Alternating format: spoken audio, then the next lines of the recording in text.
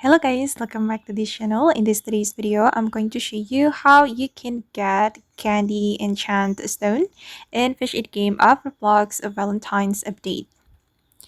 Okay, let's get into it guys. This is a new enchant stone from the Valentine's update, and you will be able to use it to enchant your rod in the Valentine's cave. Okay, and I'm going to show you guys how you can get this Candy Enchant Stone.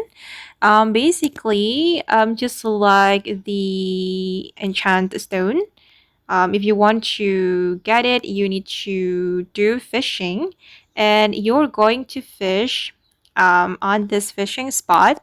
Go to the Heartfelt Island, and then you're going to go to this fishing spot. And if you're lucky, you will be able to get the Candy Enchant Stone. And this is a legendary item, guys. Let me show you. Okay, you can catch it 1 in 6.5k chance, and I've got one.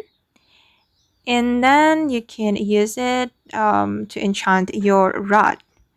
Go to the Valentine's cave and then enchant your rod with this candy enchant stone.